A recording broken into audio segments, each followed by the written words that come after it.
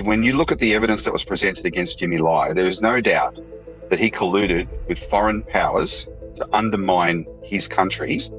And we jail people in Australia for foreign interference too. So the idea that somehow Jimmy Lai should be exempt from that kind of accountability is ridiculous, and I reject the claims that people are making about it. In order just to satisfy the Americans, just to please the Americans and do what the Americans want. And our government is doing that to this Australian citizen, and they have the temerity to turn around and say that Jimmy Lai, who is on video record in America, calling for America to attack his own country, is somehow a human rights case. Thank you, Robert, for sharing with us your views on the Jimmy Lai case today. And Jimmy Lai was recently found guilty on 2 charges of conspiring to collude with foreign forces and 1 charge of conspiracy to publish seditious materials. What is your view on this verdict? Well, I think the verdict of the court should be respected. One of my criticisms of the way issues are handled in China, and then that gets reported internationally, is there's an implicit assumption that you can't trust, government and judicial processes in China. I don't see any reason for people to assume that.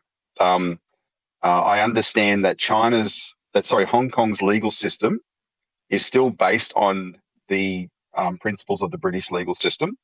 That hasn't changed under the basic law. And so the actual handling of this case in the court had to meet standards of evidence, etc. And so, I think people should accept that this is a legitimate verdict of a legitimate court. But the criticisms that I'm seeing about this Jimmy Lai case from outside of China and Hong Kong, I reject because I regard them as hypocritical. When you look at the evidence that was presented against Jimmy Lai, there is no doubt that he colluded with foreign powers to undermine his country, and that would be illegal in any country. And so for people in Western countries to claim that somehow the Jimmy Lai case is a human rights abuse, when they would do the same thing if they were dealing with a person in their country who did what Jimmy Lai has done, I regard that as hypocritical. And you know that some foreign media outlets and organizations have claimed that this verdict is politically motivated and it's a symbol of the erosion of democracy and fundamental freedoms. What is your perspective on these claims? Well, I don't see any evidence that it's an erosion of such things, and I'll be criticised for saying so. But this has been an unfounded narrative, essentially starting since the reunification of Hong Kong with China. But it's been supercharged since 2019, and the riots in Hong Kong that were called, freedom protests. But I know so many people. My perspective comes from people I know who live in Hong Kong, who were not political before the riots, but when their city was subjected to those extremely damaging, violent riots, and then they saw the way that was reported to the rest of the world, it made them quite political because they started to realise that there's an organised narrative here to undermine China. And I see these claims about the Jimmy Lai case as part of that narrative. And if I can return for a second to what I said about the hypocrisy, these riots were riots. They were very, very damaging to Hong Kong. I can remember back in 2019, Zoe, when eventually even people in the Australian media channels that had cheered on these riots for most of 2019 started reporting the truth, because Australian journalists in Hong Kong came out and said, hang on a second, you're not reporting what's accurately going on here. We're here. There's a very famous Australian journalist named Hedley Thomas who was living in Hong Kong during the riots, and eventually he went onto his organisation's media, and that's the Rupert Murdoch organisation. So it was media like the Australian newspaper and Sky News. And he said, I'm here in Hong Kong, and these are riots, and they're very damaging to the city. And finally, people started to get some perspective on what was going on there. And as I said, if that was happening to our country, and we knew there was foreign influences that were helping to organise that, then the people involved would get into trouble. And this comes under the category of foreign interference. And we jail people in Australia for foreign interference too. So the idea that somehow Jimmy Lai should be exempt from that kind of accountability is ridiculous. And I reject the claims that people are making about it. But you know that some foreign media and organizations, they express support for Jimmy Lai, and including Australia's Department of Foreign Affairs and Trade. Like in its statement, it voiced strong objections to arrest the so-called pro-democracy figures and called for the repeal of the national security law. How do you feel such statements? Again, supremely hypocritical, and I mean supremely hypocritical. Let me stop talking about Jimmy Lai for a second and talk about two Australians. A few hours ago, I was on a phone call with a man who has been in prison in Australia for 3 years. He's about to face his 4th Christmas in prison. He's an Australian citizen. He has never been charged with a crime, Zoe, never. But because in 2012, he went to South Africa. He's an ex-US military pilot who became an Australian citizen. He went to South Africa and worked at a flight training school there. And for a few weeks, he trained pilots, including Chinese pilots. The Americans indicted him a decade later, and they've been trying to extradite him to the United States.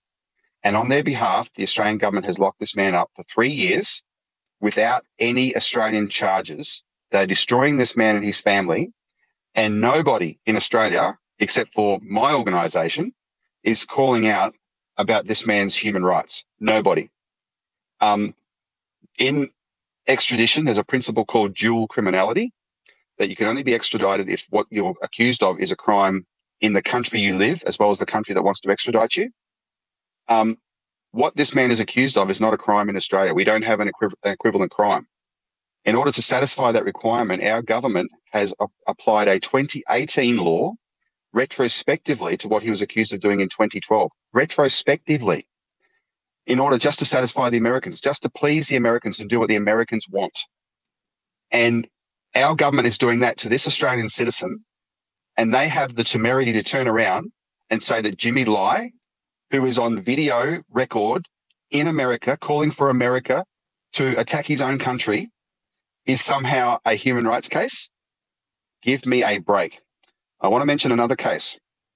So Jimmy Lai is accused of working with foreign powers to incite those riots that were so damaging to Hong Kong. There is a man in Melbourne, where I live in Australia, who is Australian Chinese but of Vietnamese ancestry. He was from a Vietnamese Chinese family before he moved to Australia. He's an elderly gentleman in his 60s. He has just served a year in prison for foreign interference, under foreign interference charges like Jimmy Lai. He has served a year in prison. Do you know what he did? He did not incite riots that went around and damaged Australian property and kill people. He donated $45,000 to a children's hospital. And that act, I'm not joking, that's what he did. He donated $45,000 to a children's hospital. And because he got a local member of parliament there to accept the donation, he was accused of foreign interference, and he served a year in prison under our government. So in our government, right? No evidence to prove the relationship between him and the foreign forces. No evidence compared to the evidence against Jimmy Lai, that's for sure. This man expressed hope that his donation would help to improve Australia's relationship with China. And essentially because he expressed that hope, that was construed as he was doing this donation to further the interests of the Chinese government, and therefore it was foreign interference. So he's a man who has spent time in jail in Australia under those circumstances. The evidence against him is minuscule compared to the evidence against Jimmy Lai. And so when our government criticises the Jimmy Lai verdict, those are the two cases I think about. That's why I say it's supreme hypocrisy. So what kind of legal consequences would these actions typically face in Australia? Well, you can only imagine if we've got an innocent man who's never been charged with anything, who's just served 3-4 years in prison without any charges, facing an extradition related to China. if we've got a man who served a year in prison simply for donating $45,000 to a children's hospital, what would happen to someone who genuinely if someone went to China, met with the Chinese government and said, support me while I incite race riots in Australia, that person would probably go to jail for life. When I say jail for life, the actual foreign interference laws would have specific sanctions in them. And so it'd be something like 20 to 25 years would be a maximum sentence under those sort of conditions. And someone in Australia who was accused of what Jimmy Lai is accused of, I'm sure would get the full sentence. We've noticed your post on X, and where like as early as 2019 or perhaps even earlier, you criticized Jimmy Lai's actions. And you've also recently shared posts and retweeted posts on this case. And what message are you hoping to convey through your stance? I got involved in commenting on this for two reasons. Around 2017 or so, there was a sudden shift in Australian politics that anything to do with China was being called suspicious, and people associated with China were being were coming under suspicion, and there were raids by our intelligence agency, etc. And I knew that this was a sudden shift in policy in Australia that was in line with what the Americans' policy had started to be. So America shifted its policy to China, and Australia went along with that. And I recognised that at the time, and I started speaking out against it because I thought Australia should stick to its own national interest when it comes to China. And China is our biggest and best trading partner in following the Americans along this line. Western people. I could tell that their attitude towards Hong Kong is if they still felt that they still had a British colonial attitude towards Hong Kong. They felt as if somehow Hong Kong was theirs, right? That somehow it was illegitimate that Hong Kong was back under Chinese control, even though Hong Kong had been stolen from China in the Opium Wars. I saw them claim this was about democracy, that these protests were about democracy, when so many of the protesters used to carry Union Jack flags, and under 150 years of British rule never had democracy.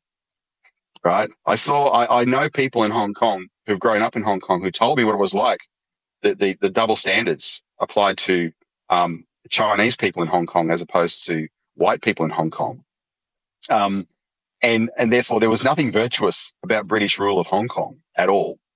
But somehow we were being told it was, and under the Chinese, this city was decaying, and being turned into an authoritarian stronghold as opposed to this beacon of democracy and freedom that it was before. And this is just rewriting history.